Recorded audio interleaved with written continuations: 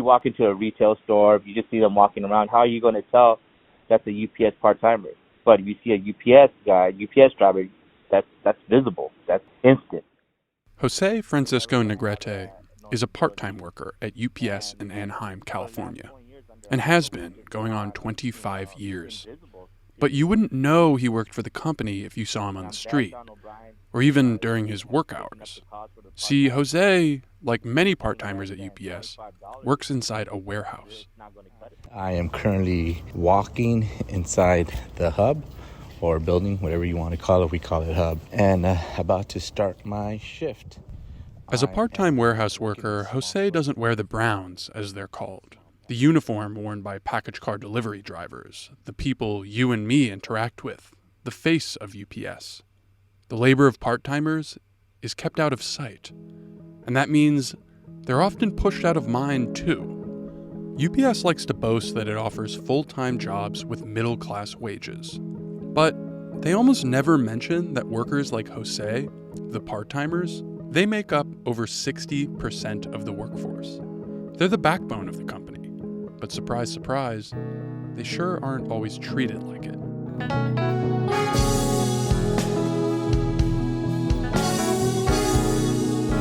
Hello, my name is Teddy Ostro. Welcome to the Upsurge, a podcast about UPS, the Teamsters, and the future of the American labor movement.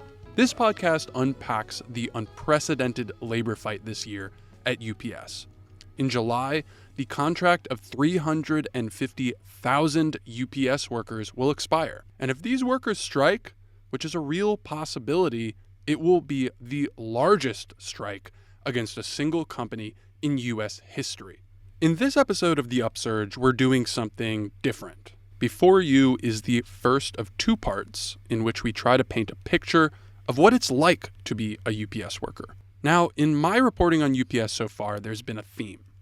At the end of every interview, I ask the UPSers, who have generally been full-time drivers, is there anything else you want to tell me?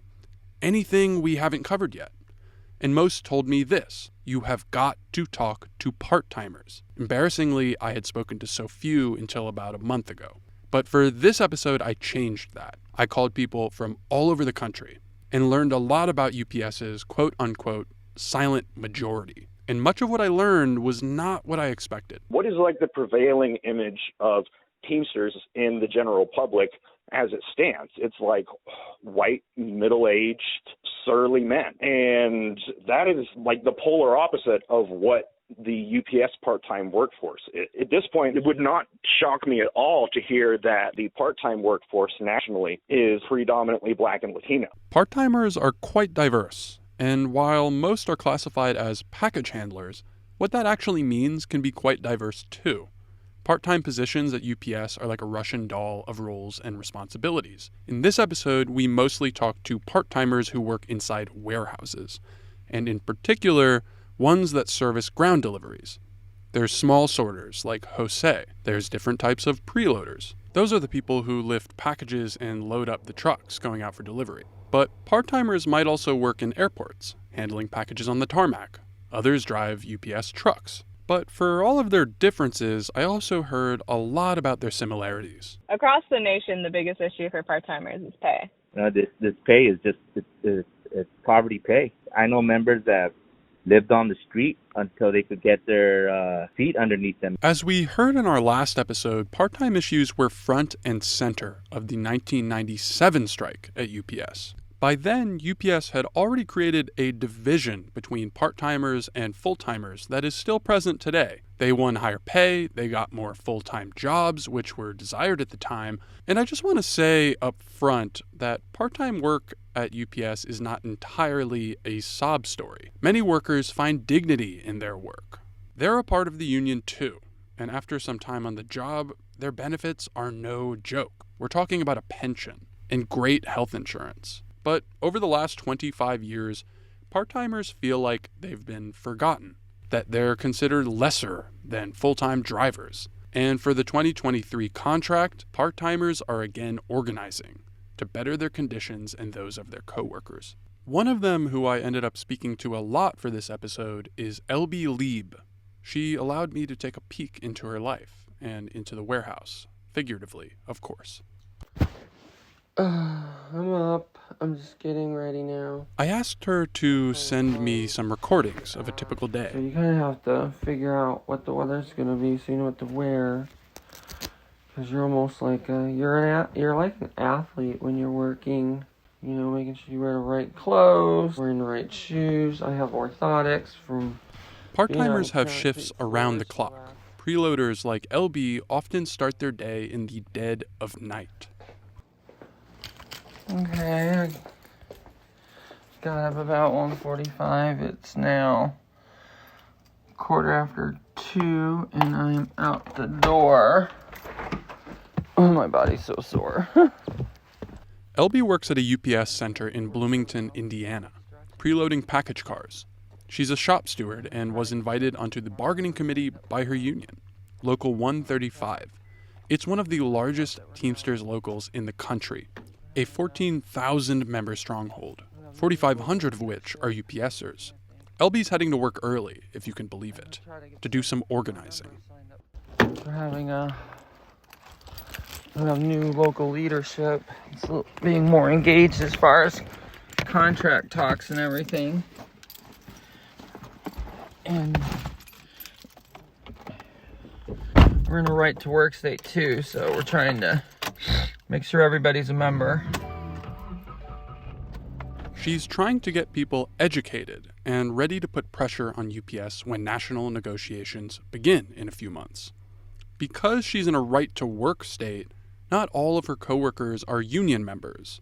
That's a problem for her, because it means they may be more likely to cross the picket line if the time comes. And they don't pay union dues, which are necessary for the union to operate. The derogatory name for these workers are freeloaders, and there's 40,000 of them that the Teamsters have to sign up across the UPS workforce. We talked about some of the changes Elbe experienced as a part-timer over the years. Unlike a lot of part-timers who are young and probably won't be at the company for very long, Elbe has worked at UPS for over 2 decades. When I started in Illinois in DeKalb, and so that was in 1996, my second year, I was working as a part-timer. I was working 60 hours a week. Elbe was hustling. In her early days, she worked multiple part-time shifts. So I would load trucks in the morning, and then I would put on my Browns, which is what we call the uniform. And then I would go out and do like air exception work, which is like air packages that the drivers couldn't meet. Elbe was planning to go full-time, but decided to go to school instead in Indiana. And aside from a brief stint in the military, she'd remain part-time at the company. So then I transferred down to Bloomington, Indiana, and I thought it would be similar as far as available work. UPS allows part-timers attending school to transfer centers and still keep their seniority, but Elbe wouldn't be able to pick up the specific part-time work that she wanted. So I knew I was going to be at the bottom of the pile, but it was a little bit different down here. They ran a lot tighter ship. It was a lot more anti-union sort of fervor amongst the management. Leaving Illinois and coming down here, and then there were just the supervisor or the managers, they smoked in the building. They would walk down the sort aisles smoking. And I was like, it was so alien to me coming from Chicago or that area or whatever, you know, and I had a lot of family that was union and stuff and coming down here. And it's not that unions don't exist down here. It's just not as prevalent. And people aren't kind of brought up around that. So there was just less union fervor in Bloomington, which wasn't surprising necessarily in a right-to-work state. But she quickly learned that a big part of the problem was the union itself. The local leadership we had then, we just never really pushed back and forced the contract the way we needed to, I felt. And there was a lot of times I felt like when I would file grievances on supervisors working and stuff, like it would get walked back. And, you know, like we had pretty solid cases and we're like, well, you know, will you be able to prove it this way or that way? And this is, you know, my local leadership. So it often felt like where you had a solid case and you would walk out of there with less. And I think in some ways it was like they would enforce things up to a point, but they didn't want to like fight the company too hard. There really wasn't that sort of militant unionism that I was kind of hoping for. Unfortunately, a lackluster or, dare I say, pro-company union is not uncommon in the labor movement.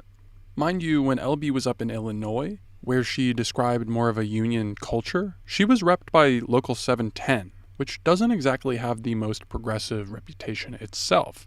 They didn't even strike in 1997, and yet Indiana felt worse. With our center, because of the management and style, they were often like they were arbitrary in their enforcement. So oftentimes it was like you had favorites, and then you had people with targets.